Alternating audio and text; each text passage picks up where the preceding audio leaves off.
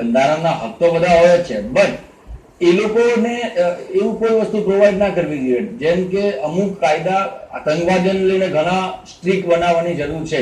ના એ લોકોને Mersey petition file કરવા દેવી જોઈએ, ના એમને બીજી કોઈ પ્રોસિજર કરવા દેવી જોઈએ.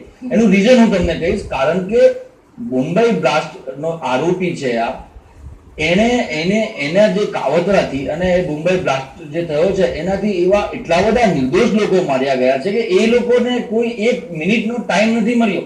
એ લોકોને એમના ફેમિલી સાથે જીવવાનો એક મોકો નથી આપ્યો. આને આપણે મર્સી પિટિશન પર વિચાર બી ના કરવો જોઈએ. એની પાસે રાઈટ જ ના હોય જોઈએ મર્સી પિટિશન ફાઇલ કરવાનું. કારણ કે જેટલા બી 257 સમથિંગ લોકો જે માર્યા ગયા છે એ લોકો એમના ઘરેથી જયારે નીકળ્યા હતા ત્યારે એમને નતો ખબર કે આ લાસ્ટ દિવસ છે.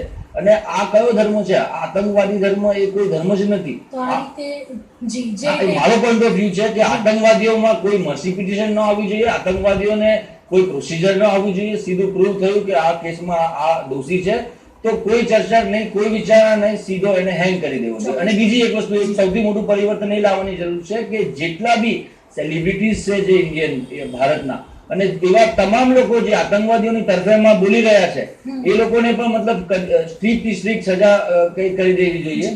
મારા મિત્ર જે કહે છે હું થોડું એડ કરવા માંગીશ જે within the union of India we are abiding the constitution of India 1950. That's true.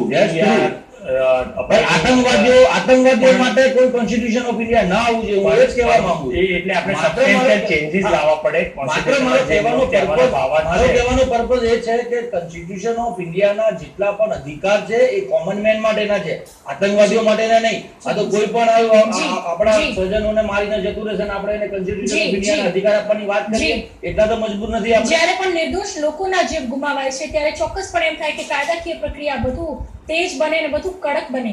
આ એક મહત્વનો